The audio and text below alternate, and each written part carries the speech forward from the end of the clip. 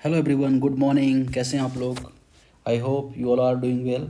और घटना सूत्र की इस खूबसूरत पहल में मैं आपका फिर से स्वागत करता हूं। मेरा नाम दिवस द्विवेदी है और आज हम 11 अप्रैल 2025 का करंट अफेयर लेके आपके सामने आए हैं, जहां पर हमने इकोनॉमिक्स टाइम्स हो, पीआईबी हो, हिंदुस्तान टाइम्स हो, द हिंदू हो, इंडियन एक्सप्रेस हो, तो सभी जितने भी अच्छे न्यूज़पेपर हैं उनके जो भी आर्टिकल यूपीएससी या सिविल सर्विसेज एग्जाम से संबंधित होते हैं उनको हमने लिया है। और आज बहुत ही अच्छे आर्टिकल आए हैं जिसे आप अभी देखेंगे, समझेंगे तो आपको खुद भी लगेगा। साथ ही साथ अगर आप देखें इसे आप टेलीग्राम चैनल में हम इस फाइल को आप पा सकते हैं। इंग्लिश और हिंदी दोनों बाइलिंगुअल में ये फाइल आपको मिलेगी, जहाँ पर आपको करंट अफेयर्स के साथ उनसे संबंधित जो एमसीक्यूज़ हैं वो भी मिलेंगे। साथ ही साथ मेंस के प्रैक्टिस क्वेश्चन आंसर भी आपको मिलेंगे, जो सबसे पहले आपको यहाँ पे मिलने वाले हैं। सबसे पहले हम देख लें कि आज कौन कौन से आर्टिकल पर हम चर्चा करने वाले हैं। पहला आर्टिकल जो है, जो बात करेगा लाल फीते शाही में लिपटा हुआ डाटा। तो डाटा से रिलेटेड जो इश्यूज़ आ रहे हैं उनसे रिलेटेड जो संबंधित चीज़ें हैं, खासतौर पे जीडीपीआर क्या है और भारत में जो डाटा प्रोटेक्शन लॉज है उसके बारे में हम थोड़ा समझेंगे यहाँ पर। दूसरा, नवीकरणीय ऊर्जा में एक ऐतिहासिक कदम भारत जो ले रहा है उसमें कुछ नए डेवलपमेंट हुए हैं, उसको देखेंगे। न्यायाधीशों के लिए न्याय संबंधित एक आर्टिकल है, उसे समझेंगे। साथ ही साथ टैरिफ रिलेटेड एक आर्टिकल है कि जो टैरिफ बढ़ रहे हैं उससे क्या इशूज़ आ रहे हैं, क्या चैलेंजेस हैं, ये देखेंगे। साथ ही साथ इंडोर एयर पोल्यूशन जो है इंडोर, उसके बारे में देखेंगे कि हम बाहर के जो पोल्यूशन है उसको तो देखते हैं, लेकिन हम जिस कमरे में रहते हैं, जिस घर में रहते हैं, उसके अंदर जो पोल्यूशन है वो किस तरह से है, किस तरह से हमारी बॉडी को इम्पैक्ट कर रहा है, वो हम समझेंगे।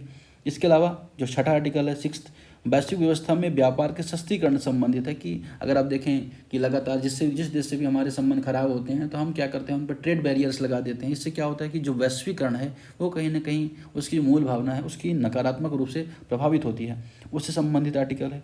सातवां आर्टिकल स्टार्टअप को लेकर एक अनुकूल माहौल के संबंधित है कि भारत में अगर आप देखें स्टार्टअप कहीं ना कहीं सर्विस प्रोवाइडर के रूप में दिखाई देते हैं, कहीं डीप टेक्नोलॉजी से रिलेटेड स्टार्टअप ज़्यादा दिखाई नहीं देते हैं, उसमें क्या इशूज़ हैं वो हम समझेंगे। एक डीप टेक के बारे में क्रांति आने को है, उसके बारे में देखेंगे। परिसीमन से संबंधित रोज आर्टिकल आ रहे हैं, उसके बारे में जो डेवलपमेंट है उसको समझेंगे। ज्योतिबा फुले के बारे में एक आर्टिकल है, उनके बारे में देखेंगे, समझेंगे। साथ ही साथ जो गैर लोकतांत्रिक देश हैं उनकी संख्या लगातार बढ़ती जा रही है और कहीं ना कहीं ये एक विश्व के लिए क्या इससे चैलेंजेस हो सकते हैं वो हम जानेंगे, समझेंगे। पहला आर्टिकल हम बात करेंगे लाल फीते शाही में लिपटा डाटा। अगर हम बात करें, यूरोपीय संघ की सख्त गोपनीयता नीति को आसान बनाने की कोशिश भारत के लिए एक नई सीख है। अगर आप देखें, भारत यूरोपियन यूनियन में एक डाटा प्रोटेक्शन को लेके एक लॉ लाया गया था जिसे बोला जाता था जनरल डाटा प्रोटेक्शन रेगुलेशन। अब उसमें क्या है कि उसमें जो प्रावधान थे इतने कठिन ला दिए गए थे, जिस वजह से क्या है, नकारात्मक जो प्रभाव उसके ज़्यादा दिखाई देने लगे। जब व्यापार की जो वृद्धि हो जाए, आर्थिक लाभ हो, उसमें कहीं ना कहीं वो उसने क्या किया, निगेटिव इम्पैक्ट डाले। इस वजह से क्या हो रहा है, यहाँ पर एक आर्टिकल आया है और आर्टिकल ये कहना चाह रहा है कि यूरोप ने डाटा प्रोटेक्शन के लेके जो कानून बनाया उसमें जो कमियां थी, तो भारत उसमें से क्या सीख कर अपने डाटा प्रोटेक्शन में लागू कर सकता है। या भारत में जो डाटा प्रोटेक्शन कानून बन रहा है जो 2023 में बना, जिसे हम डीपीए कहते हैं, उसमें हम क्या चीज़ें चेंज कर सकते हैं जिससे वह जो लर्निंग है उसका हम फ़ायदा उठा पाएँ। ज़रूरी नहीं कि हम ही नुकसान सहें, उसके बाद हम अपनी गलतियों से सीखें, हम किसी और गलती से भी सीख सकते हैं। तो बेसिकली आर्टिकल ये कहना चाह रहा है। अब यहाँ पर अगर देखें तो भारत भी अपना digital personal data protection act 2023 लागू करने की तैयारी में है। ऐसे में यूरोपीय संघ अनुभव से सीखकर, वही बात जो मैंने आपको कही। परिचय अगर आप देखें, जीडीपीआर यूरोपीय संघ की डाटा गोपनीयता संरक्षण पर आधारित आधारशिला है, जिसका उद्देश्य व्यक्तिगत डाटा की सिक्योरिटी है। अगर आप देखेंगे, वैश्वीकरण में बहुत सारी टेक कंपनी आ गई, सोशल मीडिया कंपनी आ गई, जिनमें व्यक्ति का जो डाटा है वो लगातार जाता जा रहा है। अब उस डाटा को मिसयूज ना हो, इसलिए ग्लोबली क्या है, कानून की आवश्यकता थी। यूरोपियन यूनियन ने भी महसूस किया कि हम वहाँ कानून की आवश्यकता है, तो उन्होंने कानून बनाया। भारत में भी यही सिचुएशन देखने को मिल रही है, तो भारत इस दिशा में आगे बढ़ के 2023 में कानून बनाया है। तो भारत का जो डीपीडीए कानून है वो जीडीपीआर पर आधारित है, क्योंकि हमने यूरोप से सीखा, हमने देखा यूरोप का जो कानून है उससे हमने लर्निंग ली और अपने आप एक अच्छा कानून बनाया। लेकिन इसमें कुछ महत्वपूर्ण लचीलापन है, जैसे लेजिटिमेट इंटरेस्ट की धारा नहीं है, जिससे व्यवसायों को सामान्य कार्यों के लिए भी डाटा प्रोसेस करने में कठिनाई हो सकती है। तो देखिए, अब इसमें क्या क्या होता है कि डाटा प्रोटेक्शन कानून जब बहुत तगड़ा होता है तो वहाँ पर क्या होता है कि जो कंपनियाँ होती हैं उन्हें हर बात के लिए परमिशन लेनी पड़ती है, चाहे व्यक्तिगत परमिशन हो, अथॉरिटी से परमिशन हो, जिस वजह से क्या होता है, कहीं ना कहीं डिले होता है डिसीजन में, कहीं ना कहीं वो इम्पैक्ट करता है और प्रॉफिट को भी वो कहीं ना कहीं लो करता है। मुख्य विशेषताएं अगर हम बात करें, जीडीपीआर वैध रहित के तहत डाटा प्रोसेसिंग की अनुमति देता है, जिसमें उपयोगकर्ता की स्पष्ट सहमति की आवश्यकता नहीं होती, जैसे धोखाधड़ी का पता लगाना हो, आईटी सुरक्षा हो, पत्रकारिता हो या गोपनीयता की रक्षा करते हुए आवश्यक व्यापारिक कार्यों के लिए जगह देता है। तो ये बात हो गई यहाँ पर। अब समस्या क्या रही कि जर्मनी की जो वाणिज्य उद्योग मंडल की 2024 की रिपोर्ट है वह कहती है कि जो GDPR कानून है उससे 75% कंपनियां अभी भी अनुपालन में उसमें संघर्ष कर रही हैं। साथ ही साथ एक ऑक्सफोर्ड इकोनॉमिक्स रिपोर्ट भी आई, उसने कहा कि EU में जो व्यापार के जो प्रॉफिटेबिलिटी है या लाभप्रदता है वो 8.1% तक कम हो गई है। यह कहीं ना कहीं जो कठिन डाटा कानून है उसकी नकारात्मकता को दर्शाता है। भारत में देखें तो वैध हित लेजिटिमेट इंटरेस्ट अनुबंध की आवश्यकता जैसे आधार शामिल नहीं है। लगभग सभी डाटा इंटरेक्शन के लिए स्पष्ट सहमति अनिवार्य है, जिसमें सुरक्षा अपडेट जैसे सामान्य कार्य भी शामिल है। तो कार्य प्रवाह को बाधित कर सकते हैं और सहमति थकान पैदा कर सकते हैं। जाहिर सी बात है कि अगर जो थोड़े से भी जो माइनर डाटा है उसके लिए भी क्या होती है, भारत में जो कानून है उसमें परमिशन की आवश्यकता दिखाई देती है। तो इससे क्या हो सकता है, कहीं ना कहीं जो कंपनियां हैं उनमें कार्य में डिले हो सकता है और कहीं ना कहीं व्यापार को चैलेंज फेस करने पड़ सकते हैं। व्यवसाय और उपभोक्ता पर प्रभाव, लगातार सहमति मांगने से उपयोगकर्ता में भ्रम, सेवा दक्षता में गिरावट आ सकती है।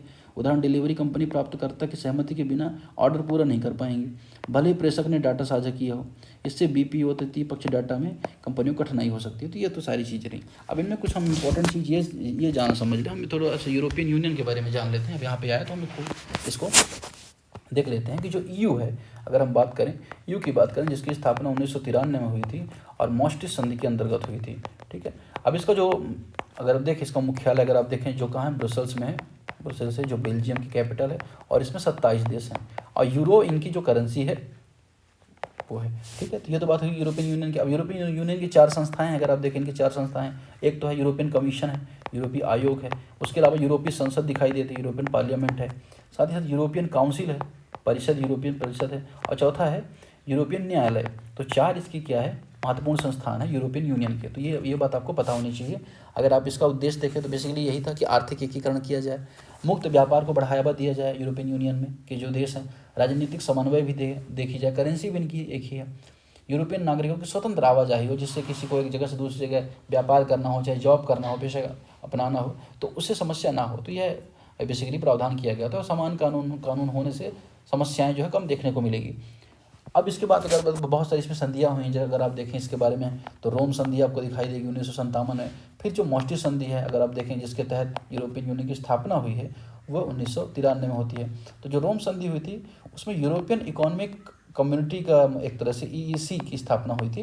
बाद में अगर अब 1957 में देखें तो उसमें सुधार हुआ, 1993 में यूरोपियन यूनियन की स्थापना हुई।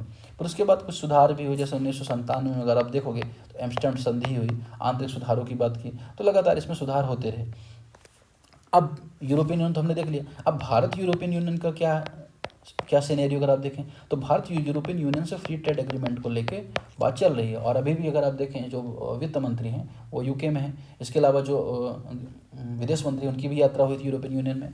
तो कहीं ना कहीं भारत चाहता है कि भारत और यूरोपियन यूनियन चाहते हैं कि उनके बीच व्यापार समझौता मुक्त होना चाहिए, और यह रणनीतिक साझेदारी 2004 से चली आ रही है। साथ ही साथ भारत यूरोपियन यूनियन के साथ जलवायु परिवर्तन हो, साइबर सुरक्षा हो, डिजिटल सहयोग हो, शिक्षा हो, हर एक दिशा में लगातार प्रयास कर रहा है। अगर कुछ घटनाएं अगर देखें जो रिसेंट में रही हैं, जैसे आपने ब्रेग्जिट के बारे में सुना होगा, जहां 2020 में ब्रेग्जिट देखने को मिला, जिसमें से ब्रिटेन ने क्या किया, यूरोपियन यूनियन से बाहर हो गया, है ना। तो ये यहाँ पर देखने को मिला ब्रेग्जिट। तो ये सारी चीज़ें रही, यूक्रेन संकट भी यूरोपियन यूनियन में चीज़ें को लेकर है। ठीक है, अब इसके बाद अलग देखें GDPR जो हमने देखा था वर्सेस अगर आप देखें DPDPA के बारे में अगर आप समझें तो ये जो अगर आप देखेंगे कानून 2018 में लागू हुआ था और ये कहीं ना कहीं 2023 में नोटिफाई हुआ है। ठीक है, तो ये आपको थोड़ा सा अंतर पता होना चाहिए। फिर आपको यही पता होना कि यूरोपियन यूनियन का है और DPDPA ये भारत का है। ठीक है, ठीक। साथ ही साथ अगर आप देखें तो ये इसमें बहुत सारे प्रावधान किए गए हैं यूरोपियन यूनियन संबंधित। तो जो DPDPA है भारत के लिए है और GDPA जो एक्ट है वो कहीं ना कहीं यूरोपियन यूनियन के है। तो ये थोड़ा सा आप यहाँ पे जान लेंगे। जो कहीं ना कहीं ये कानून है, डाटा चाहे संप्रभुता हो या डाटा सॉवरेंटी हो या डिजिटल इंडिया में IT कानूनों को अपडेट करना हो, नागरिकों को उनके अधिकारों की सुरक्षा करनी हो, उसके लिए ये प्रावधान सुनिश्चित करते हैं। और ये आर्टिकल हमने यहाँ पर देखा। अगला आर्टिकल हम बात करेंगे वो है नवीकरणीय ऊर्जा को लेकर। अब क्या हो रहा है कि वित्त वर्ष 2025-24 में भारत की नवीकरणीय ऊर्जा क्षमता ऐतिहासिक ऊंचाई पर है। अगर आप देखें भारत में वित्त वर्ष 2024-25 के दौरान नवीकरणीय ऊर्जा अभूतपूर्व वृद्धि देखने को मिल रही है। दूसरा, इसमें 29.52 गीगावाट की क्षमता जोड़ी गई है। कुल स्थापित RE या रिन्यूएबल एनर्जी नवीकरणीय ऊर्जा 220.4 डब्ल्यू की है। अब देखें 2030 तक जो भारत का जो लक्ष्य है वो कितना है, 500 गीगावाट है। ठीक है, फिर जिसमें अभी 220 गीगावाट दिखाई दे रही है। यह उपलब्धि भारत के जलवायु लक्ष्य विशेषकर पंचामृत लक्ष्य के तहत 500 गीगावाट गैर जीवाश्म ऊर्जा की दिशा में महत्वपूर्ण कदम है। अब पंचामृत के बारे में अगर आप बात करें तो आप पाएंगे कि जो पंचामृत का कॉन्सेप्ट है वो कहीं ना कहीं भारत की जलवायु प्रतिबद्धता को दर्शाता है। तो पंचामृत के बारे में थोड़ा सा देख लें। यहाँ पर पंचामृत वो बात करता है COP16 में जब बैठक हुई, COP16 ग्लासगो में बैठक हुई। अब किस चीज़ की COP16 हुई, देखिए 1992 में रियो समिट हुआ। रियो समिट में 3 कन्वेंशन मेन निकल के आए, UNFCCC, UNCBD और UNCCD। अब अगर UNFCCC के बारे में आप देखें तो ये क्लाइमेट चेंज से संबंधित है। अब इस दिशा में क्या हुआ, कुछ समिट्स लगातार हुई। ठीक है, कुछ समिट्स लगातार हुई। अब इनमें से अगर आपने क्योटो प्रोटोकॉल के बारे में सुना होगा, 1997 में हुई। तो इनकी जो बैठक होती है उसको बोला जाता है कॉप, कॉन्फ्रेंस ऑफ पार्टीज बोला जाता है। ठीक है, अगर आप मुख्यालय देखिए इसका तो UNFCCC का मुख्यालय अगर आप देखिए बॉन में है। ठीक है, और 1994 में इसकी स्थापना बाद में हुई थी। ठीक है, अब इसकी जो पार्टीज़ है अगर आप देखोगे तो इसकी 198 टोटल पार्टीज़ हैं इसमें शामिल है। ठीक है, कुछ अगर आप देखो कि UN की जो UNFCCC है उसके कुछ COPs हैं वो कौन कौन से हैं, तो क्योटो प्रोटोकॉल आपने सुना होगा जो 1997 में हुआ था, जिन्होंने विकसित देशों के बाध्यकारी लक्ष्य निर्धारित किया था कि जो जलवायु परिवर्तन है उसमें उसको जो निगेटिविटी है उसकी या उसकी नकारात्मकता है उसको कम करने के लिए विकसित देशों पर इसने बाध्यकारी लक्ष्य निर्धारित किए थे। बाद में आप देखोगे 2015 में पेरिस एग्रीमेंट होता है। तो पेरिस एग्रीमेंट किससे संबंधित है, यह भी स्टेटमेंट बनता है। ठीक है, उसके बाद अगर आप देखो उसी की समिट होती है, तो ये COP21 हुआ था पेरिस में। फिर उसी का COP अगर देखो आप तो 26 जो है वो ग्लासगो में होता है। और ग्लासगो में विकासशील देशों पर भी रिस्पॉन्सिबिलिटी थी कि उन्हें कुछ कमिटमेंट दी जाए। तो चाइना ने कमिटमेंट दी, भारत ने भी कहा कि हम क्या करेंगे 2070 तक भारत को नेट जीरो कार्बन उत्पादकता में शामिल करेंगे। और साथ ही यह पंचामृत कॉन्सेप्ट PM मोदी ने इंट्रोड्यूस किया। तो PM मोदी ने पंचामृत कॉन्सेप्ट इंट्रोड्यूस किया। अब इसमें अगर आप देखें पंचामृत का कॉन्सेप्ट इंट्रोड्यूस किया मोदी ने, PM मोदी ने। अब उसमें उन्होंने 5 बात रखी। पहली बात यह है कि भारत को 500 गीगावाट गैर जीवाश्म ऊर्जा क्षमता विकसित करनी है 2030 तक। तो पहला तो उन्होंने यह लक्ष्य रखा। दूसरा उन्होंने यह लक्ष्य रखा कि 2030 तक हम एक और काम करेंगे कि 50% जो अपनी ऊर्जा है वो हम नवीकरणीय से उपयोग करेंगे। अगर आप देखोगे भारत अगर 100 क्वांटिटी ऊर्जा यूज कर रहा है तो उसमें अगर आप देखोगे कि 90 के आसपास यूज कर रहा है किससे, गैर नवीकरणीय ऊर्जा से या जीवाश्म ईंधन से। लेकिन ये PM मोदी ने टारगेट लिया कि 2030 तक हम क्या करेंगे 50% नवीकरणीय ऊर्जा से हम ऊर्जा लेंगे और ये 2030 तक इसे संभव बनाएंगे। साथ ही साथ 500 गीगावाट का उत्पादन हम करेंगे नवीकरणीय ऊर्जा का 2030 तक।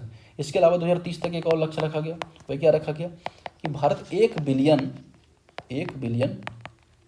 टन CO2 कटौती करेगा, CO2 कटौती करेगा। ये भी 2030 तक के लिए अब लक्ष्य रखा गया। उसके अलावा अगर आप देखोगे साथ ही चौथा लक्ष्य के बारे में पंचामृत का चौथा लक्ष्य क्या है कि GDP की कार्बन तीव्रता में 45% की कमी आएगी।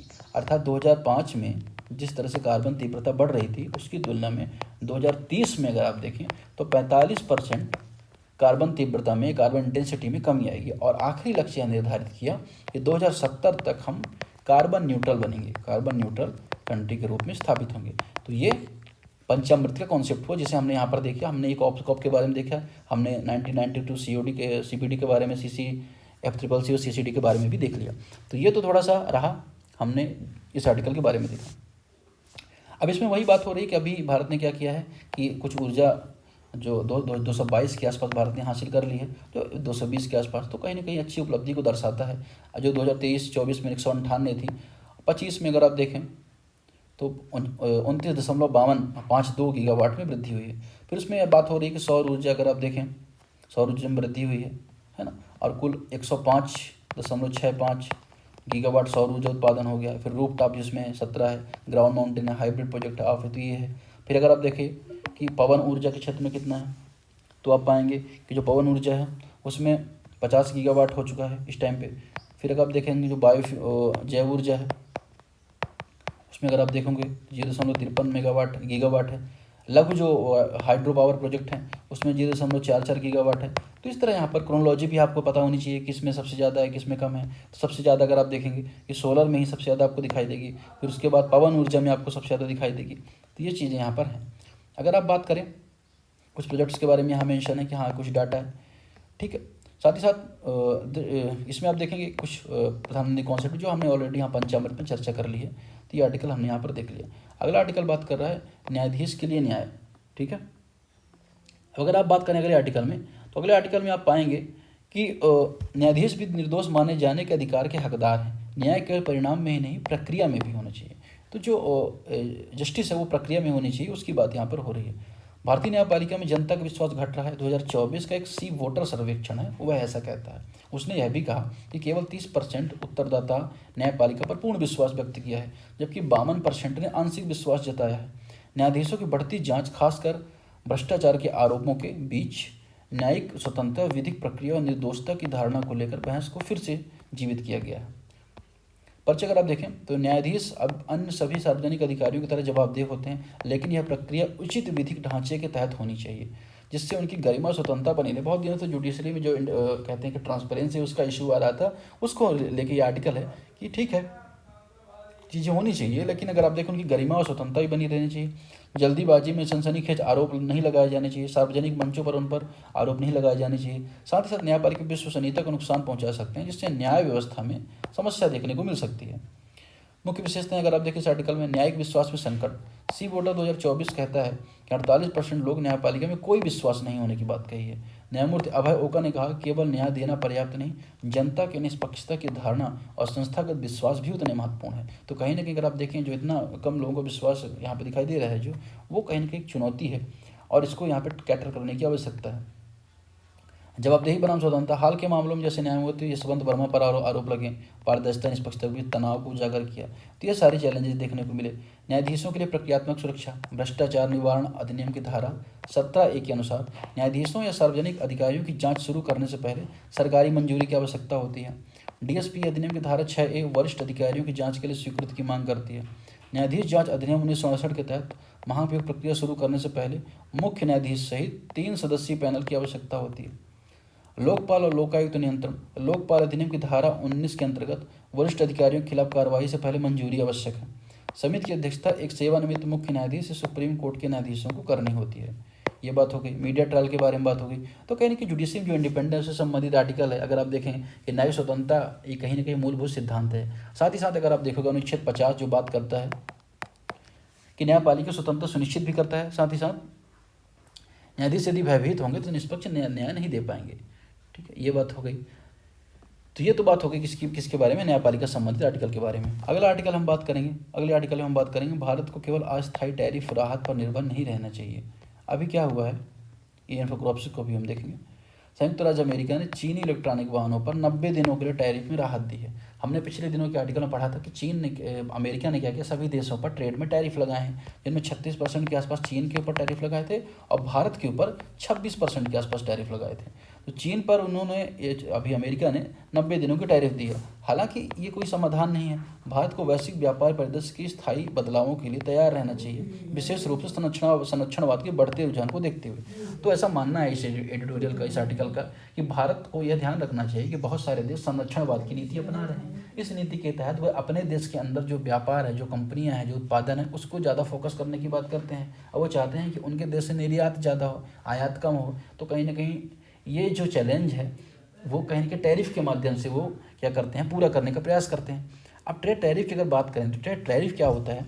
टैरिफ एक शुल्क होता है, टैक्स होता है, जो किसी देश से आयात या निर्यात पर लगाया जाता है। इसका उद्देश्य बेसिकली यही होता है कि घरेलू उद्योगों की सुरक्षा की जाए, साथ ही साथ राजस्व को प्राप्त किया जाए और विदेशी प्रतिस्पर्धा को भी कंट्रोल किया जाए। इस तरह से अगर आप देखें तो ये तो बात होती है टैरिफ की। अगर हम बात करें टैरिफ के बारे में तो टैरिफ किस तरह से, जैसे इम्पोर्ट टैरिफ हो गई, आयात टैरिफ हो गई। आयात टैरिफ अगर देखें विदेशों से जो वस्तुएं आती हैं उस पर लगाना। फिर एक्सपोर्ट टैरिफ हो गई, तो देश से बाहर भेजी जा रही वस्तुओं पर लगाना। ठीक है, ये कम इस्तेमाल होती है लेकिन ठीक है, ये भी एक टैरिफ होती है। फिर आप देखिए स्पेसिफिक टैरिफ हो गई, किसी वस्तु की मात्रा पर टैरिफ लगाना। ठीक है, एड वोलेरम टैरिफ हो गई, एड वेलोरम टैरिफ। टैरिफ हो गई, ये वस्तु के मूल्य के अनुसार लगाना, फिर कंपाउंड टैरिफ हो गई।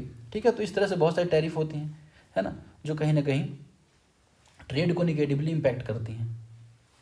अब यहाँ पर अगर आप आर्टिकल में देखें,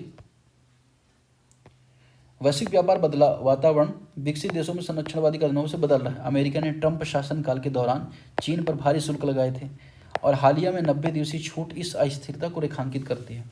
भारत को प्रतिस्पर्धा में बने रहने के लिए घरेलू नवीक विनिर्माण को सशक्त और नीतिगत उपायों को परिष्कृत करना होगा। मुख्य विशेषताओं के बारे में बात की जाए तो अमेरिकी टैरिफ कार्यवाही की समय रेखा वर्ष अगर आप देखें 2018-19 में अमेरिका ने चीन के 370 बिलियन निर्यात पर 10-15% शुल्क लगाया था। चीन ने भी फिर क्या किया, 125% टैरिफ लगाए। बाइडेन सरकार ने शुल्क को बरकरार रखा, हालांकि 90 दिनों की छूट भी दी थी। वैश्विक व्यापार प्रभाव अगर आप देखें, 30 से अधिक देश जिनमें अमेरिका के सहयोगी भी शामिल प्रभावित हुए हैं। विश्व व्यापार संगठन को अमेरिका के टैरिफ निर्णयों के खिलाफ 54 आपत्तियां प्राप्त हुई हैं। तो विश्व व्यापार संगठन के बारे में आपको पता होगा कि विश्व व्यापार संगठन पूरे विश्व में व्यापार को लेकर जो लोकतांत्रिक वैल्यू है वो इस्टेब्लिश करने की बात करता है, और बात करता है कि सभी देश में स्मूथली ट्रेड होना चाहिए। ये तो बात करते हैं WTO, लेकिन यहाँ पर अब कोई शिकायत भी होती है तो WTO में जाती है। तो 54 जो है आपत्तियाँ WTO के पास गई हैं। चीन की रणनीतिक प्रक्रिया, चीन ने अपना विनिर्माण आधार वियतनाम, मैक्सिको, आसियान देशों, अफ्रीका कुछ हिस्सों में स्थानांतरित किया है, जिससे वह वैश्विक आपूर्ति श्रृंखला अपनी पकड़ बनाए रख सके। तो चीन भी क्या करता है कि अब जो अपनी मैन्युफैक्चरिंग यूनिट्स हैं वो बहुत सारी कंट्रीज़ में इस्टेब्लिश कर देता है, अफ्रीकन कंट्रीज़ में, मैक्सिको में, आसियान में, जिससे क्या किया जा सके, जो उसको कहते हैं कि जो उसकी जो पकड़ उसको बनाए रखा जा सके। भारत की स्थिति के बारे में बात करें, भारत अभी भी भारी रूप से आयात पर निर्भर है, वैश्विक मुक्त श्रृंखला में उसकी भूमिका सीमित है। वित्त वर्ष 2024 में भारत का निर्यात सकल घरेलू उत्पाद का 21.7% था, जो चीन के 20% और वियतनाम के 93% से कम है। ऑटो पार्ट्स हो, इलेक्ट्रॉनिक्स हो, सोलर उपकरण जैसे क्षेत्रों में आयात की निर्भरता अधिक है। भारत की 65% इलेक्ट्रॉनिक आवश्यकता आयात से पूरी होती है। तो भारत अगर आप देखें मैन्युफैक्चरिंग सेक्टर में भी अगर इलेक्ट्रॉनिक्स जो टूल्स हैं उसमें बहुत बड़ा एक आयातक का है ना। तो इसके बारे में ये डाटा यहाँ पर आपको बताता है। फिर संरचनात्मक चुनौतियाँ हैं, भारत अभी भी अमेरिका और यूरोपीय संघ जैसे प्रमुख देशों के साथ कॉम्प्रिहेंसिव ट्रेड एग्रीमेंट FTA नहीं कर पाया है। सकल घरेलू उत्पाद मैन्युफैक्चरिंग की हिस्सेदारी 17% के आसपास है। आर्थिक सर्वेक्षण 2024 के अनुसार 23-24 के प्रमुख बाधाओं में उच्च इनपुट लागत, अक्षम लॉजिस्टिक और नीति संगति है। तो भारत में क्या दिक्कत आ रही है कि जो द्वितीय क्षेत्र भारत का बूम नहीं कर पा रहा है, वो वही 18%, 17%, 16% के आसपास बना है। भारत सीधे प्राथमिक क्षेत्र से तृतीय क्षेत्र में विस्थापित हो चुका है, जहाँ पे सर्विस सेक्टर का भारत में योगदान 56% के आसपास है, लेकिन सेकेंडरी सेक्टर का योगदान नहीं बढ़ पा रहा है। उसमें सबसे बड़ा रीजन ये है कि भारत में जो मैन्युफैक्चरिंग हब है वो नहीं है, साथ ही साथ जो रॉ मटेरियल की आवश्यकता होती है वह भारत को इम्पोर्ट करना पड़ता है। ठीक है, और उसके कंपेयर में अगर आप देखो चाइना है, वियतनाम है, उनके पास दोनों की आवश्यकता, दोनों की पर्याप्त मात्रा है। साथ ही साथ वहाँ पर चीप लेबर की भी अवेलेबिलिटी है, जिस वजह से जो अधिकतम मैन्युफैक्चरिंग है इलेक्ट्रॉनिक्स की, टूल्स की, भारत क्या करता है, इम्पोर्ट ही करता है। नीति का सुझाव, एक समग्र राष्ट्रीय औद्योगिक नीति की आवश्यकता है। अर्धचालक, इलेक्ट्रॉनिक्स और बैटरी निर्माण में घरेलू क्षमताओं को बढ़ाने पर जोर दिया जाना चाहिए। एंटी डंपिंग सुरक्षा, गुणवत्ता प्रवर्तन, स्थानीय आपूर्ति श्रृंखला एकीकरण को मजबूत करना आवश्यक है। तो ये तो बात हमने हो गई, यहाँ पर हमने देखा समझा। अगला आर्टिकल बात कर रहा है इंडोर एयर पोल्यूशन, क्या बेहतर डिजाइन हमारी सेहत की रक्षा कर सकता है। अब अगर आप देखें, आपने ज़्यादातर पोल्यूशन के बारे में ये सुना होगा कि जो पोल्यूशन है कहीं ना कहीं घर के बाहर होता है, ठीक है ना, घर के अंदर पोल्यूशन नहीं होता, लेकिन ऐसा नहीं है। जब घरों या बंद जगहों के अंदर हवा में जो प्रदूषक की मात्रा है वो स्वस्थ स्तर से अधिक हो जाती है, तो उसे इंडोर एयर पोल्यूशन कहते हैं। अब ऐसा क्यों होता है? ऐसा इसलिए होता है, कभी कभी खिड़कियाँ ना होना, फिर बाहर में ज़्यादा पोल्यूशन होना, वेंटिलेशन का प्रॉपर सुविधा ना होना, है ना, ऐसे पार्टिकल्स पेंट्स वगैरह से, तो बहुत सारी चीज़ों से ये होता है। अब इसके सोर्स अगर आप बात करो, इंडोर जो पोल्यूशन होता है उससे अगर आप देखो, ठोस ईंधन अगर आप प्रयोग करते हैं, आपके घर में अगर जीवाश्म ईंधन उपयोग होता है तो गोबर जलाने से जो धुआं निकलता है। फिर इसके अलावा अगर आप देखोगे अगरबत्ती हो, दीपक हो, दिया जलाना हो, उसमें से भी आपको PM 2.5 निकलता है। फिर इसके अलावा साफ़ सफाई में आप केमिकल यूज करते हैं, चाहे क्लीनर यूज करते हो आप, क्लीनर यूज करना, पेंट यूज करना, वॉक्स यूज करना जिसमें वोलेटाइलिक ऑर्गेनिक कंपाउंड्स होते हैं। साथ ही साथ फर्नीचर या गद्दे में फॉर्मल्डिहाइड होता है, फॉर्मल्डिहाइड और धूल होती है। फिर धूम्रपान जो लोग करते हैं उनके घरों में पैसिव स्मोकिंग से ही पोल्यूशन होता है, कोई धूम्रपान कर रहा है और आप नहीं कर रहे हैं तो उस धुएं से आपको जो पोल्यूशन हो रहा है वो इंडोर पोल्यूशन का पार्ट है। तो इस तरह से अगर आप देखें पेंट में, एस्बेस्टॉस में, सीमेंट पाउडर, ये सब क्या करते हैं, मुख्य सोर्स हैं किसके, इंडोर पोल्यूशन के। अब देखें बाहरी वायु प्रदूषण आम जनता की चर्चाओं में अधिक रहता है, लेकिन इंडोर वायु जो 90% समय लोगों को प्रभावित करते हुए आमतौर पर घर या ऑफिस में रहते हैं, भारत में अभी भी कम पहचाना गया है। यह लेख उजागर करता है कि आर्किटेक्चरल इनोवेशन में कैसे इस स्वास्थ्य खतरे को कम किया जा सकता है। अब अगर इसके इम्पैक्ट देखें तो स्वास्थ्य पर निगेटिव इम्पैक्ट होता है, श्वसन तंत्र हो, चाहे रेस्पिरेटरी डिसीज हो, अस्थमा, ब्रोंकाइटिस जैसे रोग होते हैं, फिर बच्चों में निमोनिया जैसे रोग होते हैं। भारत में पाया गया WHO की एक रिपोर्ट में कि हर साल लगभग 67,000 बच्चों की मौत हो जाती है किसके बारे में, निमोनिया से।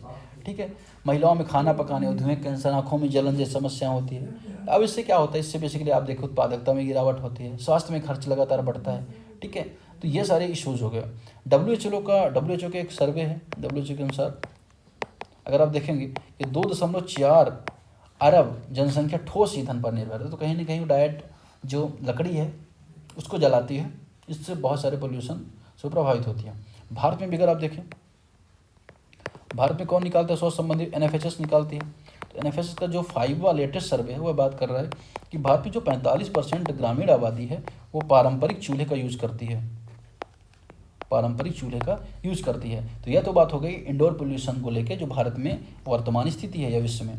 मुख्य विशेषताएं अगर आप देखें इंडोर वायु बनाम आउटडोर पोल्यूशन में, इंडोर वायु वातावरण में हवा बाहर की तुलना में 2 से 5 गुना अधिक प्रदूषित होती है। भारत में इसके प्रति सार्वजनिक जागरूकता व समाधान अभी भी कमजोर है। अब इंडोर की जो सोर्स है मैंने आपको बताया, फॉर्मल्डिहाइड के बारे में बताया, ये कहाँ से निकलते हैं, मोनोऑक्साइड, VOCs, ये सब मैंने आपको बताया। स्वास्थ्य पर प्रभाव क्या होता है, अल्पकालिक प्रभाव वही होता है, सिर दर्द, मतली आँख, नाक वगैरह में जलन। दीर्घकालीन अगर आप देखें सांस की बीमारी मैंने आपको बताई। विश्व स्वास्थ्य संगठन के अनुसार 2023 के अनुसार हर साल वैश्विक रूप से 3.2 मिलियन मौतें इंडोर एयर पोल्यूशन से होती हैं। अब डिजाइन व निर्माण में समस्या होती है, घरों का डिजाइन ऐसा होता है इसमें प्रॉपर वेंटिलेशन नहीं होता, खिड़कियाँ नहीं होती, पेंट ऐसा होता है, रोशनदान नहीं होती, तो इस वजह से क्या होता है, समस्याएं होती हैं। फिर कोविड के बाद भी थोड़ा सा क्या होता है, सजगता जगी है। महामारी बाद कार्यालय अस्पतालों में एयर प्योरीफिकेशन को लेकर गंभीरता बढ़ी। अब आर्किटेक्चरल ट्रेंड्स बेहतर वेंटिलेशन और प्राकृतिक रोशनी प्राथमिकता दे रहे हैं। तो ये तो बात हो गई। अब सरकारी प्रयास अगर आप देखें सरकार क्या प्रयास कर रही है, तो गवर्नमेंट का अगर बारे में देखें तो गवर्नमेंट प्रयास करी, उज्ज्वला योजना गवर्नमेंट ने लॉन्च की। इसका मकसद ये है कि जो BPL परिवार हैं उनको LPG कनेक्शन देना। फिर अगर आप देखेंगे PM आवास योजना सरकार ने रूरल व अर्बन एक सेक्टर में लागू की है, जिसमें हवादार सुरक्षित घर बनाए जा सकें। इसके अलावा अगर आप देखोगे राष्ट्रीय स्वच्छ ईंधन मिशन है। फिर अगर आप देखें कि CPCB द्वारा इंडोर एयर क्वालिटी गाइडलाइन भी जारी की जाती है, इंडोर एयर क्वालिटी गाइडलाइन भी जारी की जाती है। तो ये सारी प्रयास हो गए सरकार के। ठीक है, चुनौती अगर आप देखें तो LPG की उपलब्धता तो है लेकिन उसका उपयोग नहीं हो रहा है, रिफिल करने की समस्या आ रही है, सब्सिडी टाइम से एलोकेट नहीं हो रही है, सामाजिक मान्यताएं, रूढ़ियाँ भी हैं कि चूल्हे की रोटी में ज़्यादा स्वाद होता है। तो इस तरह से भी चैलेंजेस हैं। ठीक है, साथ ही साथ पुअर वेंटिलेशन है, ओवर क्राउडेड है, ये सारी दिक्कत हो रही है। उपाय अगर आप देखें तो बेसिकली सरकार को भी स्टेप उठाने पड़ेंगे, हमें भी व समाज को भी स्टेप उठाने पड़ेंगे, चाहे व्यवहार में परिवर्तन हो, महिलाओं को प्रशिक्षित करना हो, वास्तुकला में सुधार करना हो, वेंटिलेशन, चिमनी, खिड़कियाँ ये सब लगाना हो घर में, तकनीकी नवाचार करना हो, इम्प्रूव चूल्हा होना चाहिए, सोलर कुकर होने चाहिए, जन जागरूकता चलाई जानी चाहिए, आशा कार्यकर्ता हो, इनके माध्यम से, स्कूल में पंचायतों के माध्यम से बच्चों को शिक्षित किया जाना चाहिए, जिससे बच्चों से घर में शिक्षा जाए। इस तरह से अगर आपने देखा कि घरेलू जो वायु प्रदूषण है एक तरह से हमारा शत्रु है, जो हर दिन हमारे घरों में सांसें लेता है और हम उसे देखा कर देते हैं। अब थोड़ा सा यहाँ पे समय है कि पर्यावरण जो नीति है, स्वास्थ्य नीति है, महिला नीति है, इन सभी के एकीकरण कर कार्य किया जाना चाहिए। अगला आर्टिकल बात कर रहे हैं वैश्विक व्यवस्था को व्यापार के सस्तीकरण से खतरा है। ये राजनाथ सिंह का मानना है। राजनाथ सिंह का बेसिकली मानना है, उन्होंने एक स्टेटमेंट दिया, उसमें उन्होंने बोला कि वर्तमान में क्या हो रहा है कि जो व्यापार में टैरिफ है उसका सस्तीकरण की तरह उपयोग हो रहा है। सस्तीकरण मतलब क्या, हथियार के रूप में उपयोग करना, कि अगर आप हमारी सीमाओं पर कुछ ऐसी गतिविधि करते हैं या आपकी वजह से हमारी आंतरिक सुरक्षा में कोई चुनौती होती है तो हम आप पे ट्रेड बैरियर लगाएंगे। तो ये कहीं ना कहीं ग्लोबलाइजेशन के खिलाफ बात हो रही है। तो ये बात हो रही है इस आर्टिकल में बेसिकली यही बात हो रही है। अब उन्होंने कहाँ ये मेंशन है कि वेलिंगटन स्थित डिफेंस सर्विसेज स्टाफ कॉलेज में उन्होंने 80वें समारोह में उन्होंने ऐसे कहा था। परिचय अगर आप देखें, व्यापार सस्तीकरण, आर्थिक उपकरण जैसे प्रतिबंध, टैरिफ, निर्यात प्रबंध, वित्तीय बहिष्कार का उपयोग करना, तो ये सारी चीज़ें प्रतिबंध कहलाती हैं। मुख्य विशेषताएं देखें, वैश्विक व्यवस्था को प्रभावित करने वाले रुझान, दुनिया में अब तक डीग्लोबलाइजेशन, बढ़ती राष्ट्रवादिता, प्रवासन संकट, खाद्य एवं सुरक्षा चुनौतियाँ देखने को मिल रही हैं। महत्वपूर्ण सप्लाई चेन में बाधा हो रही है, जिससे व्यापार सस्तीकरण पर प्रभाव हो रहा है, देश आत्मनिर्भरता एक तरफा नीतियों की ओर बढ़ रहे हैं। इससे वैश्विक सहयोग, पारदर्शिता, डाटा साझेदारी में गिरावट आई है। विश्व व्यापार संगठन, अंतर्राष्ट्रीय मुद्रा कोष जैसी संस्थाओं की साख घट रही है। फिर आधुनिक युद्ध के नए क्षेत्र क्या हो रहे हैं? जमीन ही नहीं, हवा, समुद्र तक नहीं, बल्कि cyber, satellite, under water, artificial intelligence, drone, quantum तकनीकी में भी ये सारी समस्याएं देखने को मिल रही हैं। तो ये तो बात हो गई। अब फिर इसके अलावा बात हो रही है कि आधुनिक युद्ध में तकनीकी की भूमिका बढ़ती जा रही है। एआई, ड्रोन हो, चाहे स्वाम्स हो, साइबर सिक्योरिटी हो, ये इसकी भूमिका बढ़ रही है।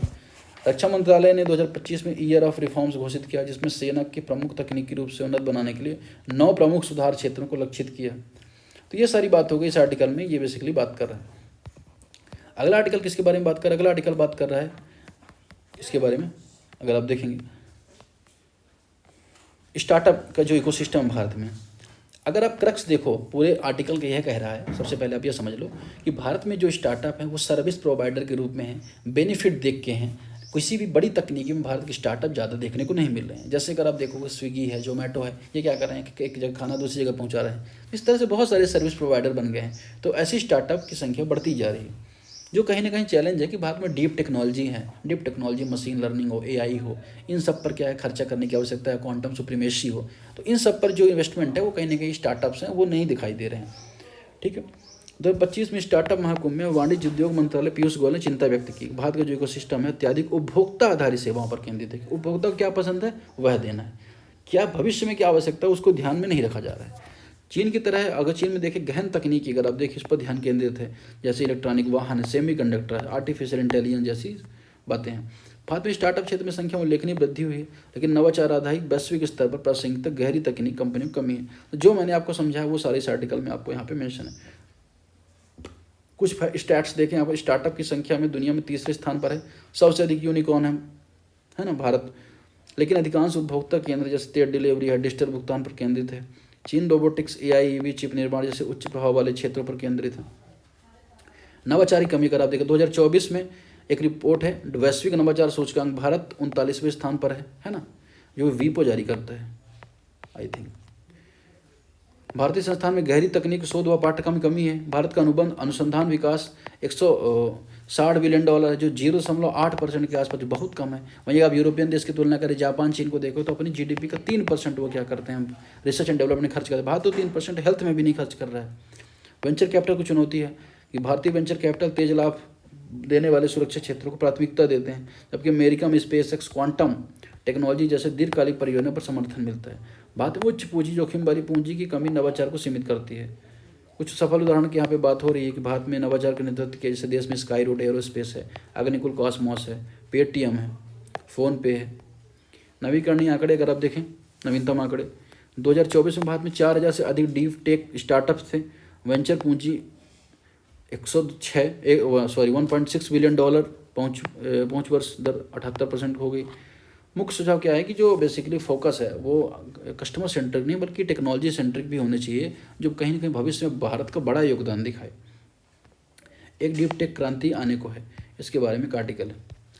अगर आप देखें जैसे जैसे वैश्विक नवाचार प्रवृत्तियां बदल रही हैं, भारत आत्मनिर्भरता व नवाचार आधारित अर्थव्यवस्था उद्देश्य से एक गहरी तकनीकी क्रांति को अग्रसर हो रहा है। लेख में क्वांटम कंप्यूटिंग, एआई, अंतरिक्ष तकनीकी और सेमीकंडक्टर जैसे क्षेत्रों को सशक्त बनाने की भारत की रणनीति प्रकाश डाला है।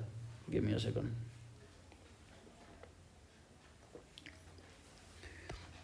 डीप टेक वे तकनीकी होती हैं जो वैज्ञानिक व इंजीनियरिंग नवाचारों पर आधारित होती हैं, जैसे एआई हो गया, क्वांटम तकनीकी हो गया, रीयूजेबल आर्टिकल रॉकेट्स हो गए, जीन एडिटिंग हो गए, रोबोटिक्स हो गई। तो क्या होती हैं? उन्नत तकनीकी होती हैं। इन क्षेत्रों में लंबा विकास चक्र होता है, भारी R&D होती है, अनुकूल नीति, दीर्घकालिक निवेश की आवश्यकता होती है। तो ये तो बात होती है। अगर आप मुख्य विशेषताएं देखें डीप टेक परिदृश्य में, जनरेटिव AI है, रोबोटिक्स है, quantum system, space launch technology है, तो ये सारी चीज़ें क्या डीप टेक परिदृश्य यहाँ पे दिखाई देती हैं। वैश्विक तुलना यहाँ पर डाटा है 2024 से 23 तक। चीन जनरेटिव AI 38,000 से अधिक पेटेंट फाइल किए गए, जो अमेरिका में 6 गुना अधिक हैं। तो आप देखेंगे किस तरह से चाइना आगे इस दिशा में बढ़ रहा है। भारत का अनुसंधान खर्च यहाँ पर बता रहा है कि 0.6% है। भारत में कुछ पहले चल रही हैं, जैसे अगर आप देखोगे सेमीकंडक्टर मिशन 2021, फिर India AI mission 2024, deep tech capital venture fund, अन्य पहले भारतीय अंतरिक्ष नीति है वो उस पर मसौदा है, न्यूक्लियर एनर्जी पॉलिसी, तो ये सारी चीज़ें हैं। कुछ निजी क्षेत्र भी हैं जैसे स्काई रूट एरोस्पेस अग्निकुल, तो ये कुछ नए जो स्टार्टअप्स हैं उनके बारे में उनका योगदान को भी दर्शा रहा है। अगला आर्टिकल मेंस का है। इस संबंधित आर्टिकल जो बात कर रहा है जनसंख्या आधारित परिसीमन की समस्या। हमने पिछले आर्टिकल में देखा था जहाँ हमने बताया था कि बेसिकली अगर आप देखें 2026 में परिसीमन होने के बाद 2021 की जनगणना को आधार अगर माना जाएगा तो उत्तर भारतीय राज्यों को ज़्यादा सीट मिलेगी, जिसकी नागरिक दक्षिण भारतीय राज्यों को होगी। इसके बारे में तो बेसिकली वही उसमें कुछ डेवलपमेंट है, उसके बारे में यहाँ पे देखना है। कुछ आर्टिकल हैं अनुच्छेद 82-170 द्वारा नियंत्रित है क्या परिसीमन के बारे में। पिछली परिसीमन प्रक्रिया 1971 की जनगणना के आधार पर हुई थी, अगली प्रक्रिया 2021 की जनगणना के आधार पर होगी। तो यह तो परिसीमन के बारे में कहता है। संविधान में अगर देखो 82 प्रावधान है कि जो सीटों का आवंटन है जनगणना के आधार पर होना चाहिए। 42वें संविधान संशोधन में ऐसा कहा गया कि ये प्रक्रिया 2000 तक नहीं होगी। अब 2000 के बाद ही हम क्या करेंगे, इसे आगे बढ़ाएंगे। लेकिन 84वें संविधान संशोधन कर 87वें संविधान संशोधन कर इसे 2026 तक बढ़ा दिया गया। अब वर्तमान तक जो जनगणना क्या है 1971 के आधार पर सीटों का आवंटन है। अब क्या है, सीटें 543 हैं, 1951 में 489 थी, फिर लगातार बढ़ती जा रही थी। 61 की जनगणना के बाद आंध्र प्रदेश, बिहार, गुजरात आदि राज्यों में सीटों की संख्या बढ़ी थी। बाद में मिजोरम, मेघालय, सिक्किम जैसे राज्यों, दमन दीव जैसे केंद्र शासित प्रदेशों को भी शामिल किया गया था। प्रतिनिधित्व में असमानता, सांसदों द्वारा प्रतिनिधित्व की गई जनसंख्या में भारी अंतर है। उदाहरण के 2004 में लक्षद्वीप का सांसद मात्र 57,000 लोगों का प्रतिनिधित्व करता था, वहीं दिल्ली का 25 लाख लोगों का करता था। ये इशू है। फिर दक्षिण राज्यों को चिंता है जो मैंने आपको बताई। प्रतिनिधित्व बनाम शासन व्यवस्था है। आलोचकों का मानना है कि प्रति सांसद संख्या मात्र से प्रभावी प्रतिनिधित्व तय नहीं होता। जनप्रतिनिधि को भागीदारी होनी चाहिए, लोगों तक जनप्रतिनिधि की पहुँच होनी चाहिए, यह भी आवश्यक है। तो इसको रिलेटेड ये लेकर यहाँ पे आर्टिकल है। कुछ पुरानी डाटों के बारे में यहाँ बात हो रही है। अगर आप देखें पहली बार जो परिसीमन 1952 में किया गया था, 4 बार अब तक किया जा चुका है। इसका काम जनसंख्या आधारित निर्वाचन क्षेत्रों में बंटवारा करना, SC/ST की विधानसभा सीटों का निर्धारण करना। ये एक स्वतंत्र निकाय है, संवैधानिक शक्तियों के जरिए काम करता है। इसका मकसद सभी नागरिकों को प्रतिनिधि समान अधिकार दिलाना है। ठीक है। इसके आदेशों कानून की तरह जारी किए जाते हैं, जिसे संसद विधानसभा संशोधन नहीं कर सकती। इन्हें कोर्ट में चुनौती भी नहीं दी जा सकती है। यहाँ पर काफ़ी इंपॉर्टेंट बात यहाँ पे उल्लेखित है, इसको आपको ध्यान रखना है। परिसीमन आयोग के अध्यक्ष अगर आप देखें सुप्रीम कोर्ट के रिटायर्ड जज होते हैं। आयोग में चीफ इलेक्शन कमिश्नर, उनके द्वारा नामित कोई निर्वाचन आयुक्त भी होता है। आयोग परिसीमन की प्रक्रिया में हर राज्य में 10 सदस्यों की नियुक्ति कर सकता है। इनमें से 5 लोकसभा व 5 विधानसभा होते हैं। 1976 में राज्यों को परिवार नियोजन योजनाओं को ध्यान में रखते हुए केंद्र ने परिसीमन के तहत सीटों की संख्या में बदलाव करने पर और 2001 तक रोक लगा दी है। फिर से 2026 तक बढ़ा दी। इसके बारे में हमने आर्टिकल, ये सारी चीज़ें हमने ऑलरेडी इस आर्टिकल में देख ली हैं। अगला आर्टिकल बात कर रहा है फूले की सामाजिक क्रांति में बदलाव संबंधित है। 2 आर्टिकल और हैं, उसे हम जल्दी से देख लेते हैं। ज्योतिबा फुले के बारे में आपने सुना होगा कि ज्योतिबा फुले जो है उनका जन्म 11 अप्रैल 1827 को हुआ था और उन्होंने सावित्री बाई से विवाह किया और जो पहली शिक्षिका बनी सावित्री बाई। ठीक है। और उन्होंने महिला सुधार कार्यक्रम बहुत सारे कार्य किए। इसके अलावा उन्होंने 1848 में भिड़ेवाड़ा में लड़कियों के लिए देश का पहला गर्ल्स स्कूल खोला। ठीक है। शिक्षा, सामाजिक असमानता का विरोध करना, स्त्री पुरुष समानता है ना, मूर्ति पूजा का विरोध, ये इन्होंने शिक्षा दी। अब इनका एक संगठन था ज्योतिबा फुले का सत्यशोधक समाज, जिसके बारे में अगर देखें तो कोल्हापुर के राजा साहू महाराज ने वित्तीय सहयोग दी सत्यशोधक समाज संगठन को। ठीक है। मुख्य उद्देश्य क्या था, पिछड़ी जातियों को शोषण से मुक्त कराना, 4 वर्णों की जाति व्यवस्था का विरोध करना। इनकी कुछ पुस्तकें गुलामगिरी है, किसान का कोड़ा, अछूतों की कैफियत, ये तो इनकी पुस्तकें आपको याद रखनी है क्योंकि इंपॉर्टेंट पर्सनालिटी है मॉडर्न हिस्ट्री को लेकर। जाहिर सी बात इन्होंने जातिगत व्यवस्था है, ब्राह्मणवादी वर्चस्व, इसको उन्होंने चुनौती दी। फिर बाद में अगर आप देखो 19वीं सदी में महाराष्ट्र के विचारक के रूप में इनका उदय भी हुआ। छुआछूत और जातिगत असमानता के बारे में उन्होंने बहुत सारी बातें की। मुख्य विशेषताएं, प्रारंभिक जीवन में मोड़ आया। फूले माली समुदाय के जन्म में पारिवारिक रूप से माली कार्य करते थे। एक ब्राह्मण विवाह समारोह में अपमानित किए जाने की घटना से उन्होंने जातिवाद के विरुद्ध संघर्ष के लिए प्रेरित किया। उन्होंने थॉमस पेन की एज ऑफ रीजन और मिशनरी शिक्षा सिंथिया फेरर से प्रेरणा ली। फिर शैक्षिक सुधार देखें, 1848 में उनकी पत्नी ने बाद में पहली बालिका विद्यालय खोला। 1855 तक उन्होंने लड़कियों, दलितों, श्रमिक वर्ग के 18 विद्यालयों की स्थापना की। फिर आप देखोगे सत्यशोधक समाज की स्थापना उन्होंने 1873 में की थी, जिसका अगर आप देखें स्थापना जातिगत वर्चस्व को चुनौती देने, सामाजिक समानता के लिए की थी। ये आर्य समाज व अन्य अगर आप देखें मध्यम मार्गी सुधार आंदोलन के विपरीत था। जाति व्यवस्था की आर्थिक आलोचना, उन्होंने जातिगत कृषि प्रणाली को आर्थिक शोषण का साधन बताया, तो जाति व्यवस्था की उन्होंने आलोचना की। प्रगतिशील धार्मिक उन्होंने विचार दिए। उन्होंने हिंदू धर्म की पदानुक्रम परंपराओं को नकारते हुए सार्वभौमिक आस्था प्रणाली का समर्थन किया। अपनी कृति सार्वजनिक सत्य धर्म पुस्तक में उन्होंने अंधविश्वास के खिलाफ पैगंबर मोहम्मद की प्रशंसा की। उन्होंने धार्मिक श्रेष्ठता को नकारते हुए एकीकृत ईश्वर की वकालत की। हिंदू ग्रंथों की आलोचना उन्होंने की जो मूर्ति पूजा जातिगत अनुष्ठान का समर्थन करते हैं।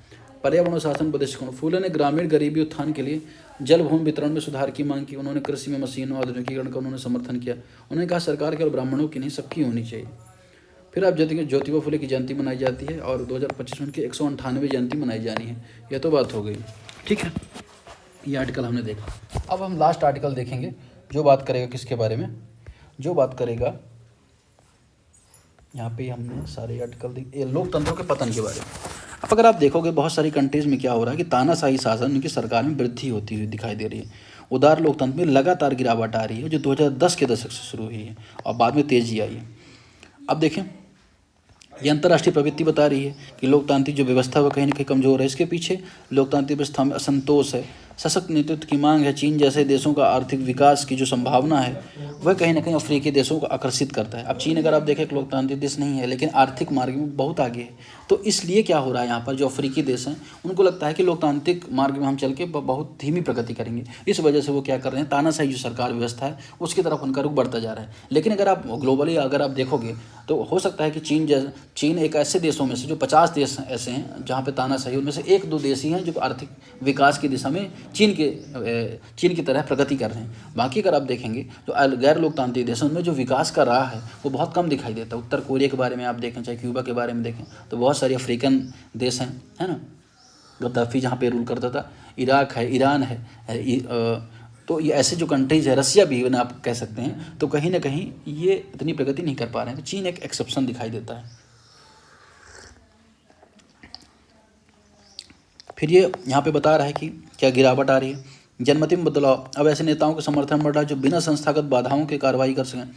भारत में 2017 में 55% लोग ऐसे नेतृत्व के पक्ष में थे, 2023 तक 70% हो गए। इसी तरह जर्मनी, पोलैंड में ऐसी प्रवृत्ति देखी गई। तो 17 से 23 के बीच में 22 में से 11 देशों ने प्रतिनिधि लोकतंत्र के लिए समर्थन घटा। भारत में इसके 7% गिरावट दर्ज की गई। ये तो बात हो गई। क्षति प्रवृत्तियाँ यहाँ पर देखने को मिली। दक्षिण एशिया में लोकतांत्रिक मानदंड कमजोर, उप सहारा में कमजोर हुए, यूरोप में हुए। तो ये सारी बातें हमने यहाँ पर देखी। भारत में प्रेस स्वतंत्रता 2023 में SRF रिपोर्ट के अनुसार भारत 180 देशों में 161वें स्थान पर रहा। 2022 की तुलना में गिरावट को दर्शाता है। IDA रिपोर्ट की मुख्य बातें, international institute for democratic electoral assistance और प्रकाशित रिपोर्ट में 173 देशों का आकलन किया गया। भारत में नागरिक अधिकारों कानून के शासन में गिरावट देखी गई। तो ये सारी बातें इस आर्टिकल में थी। हमने ये सब कुछ समझा आर्टिकल में। नेक्स्ट अभी वीडियो आएगा जिसमें हम ये MCQs भी डिस्कस करेंगे, उसे भी आपको देखना है। तब तक के लिए थैंक यू।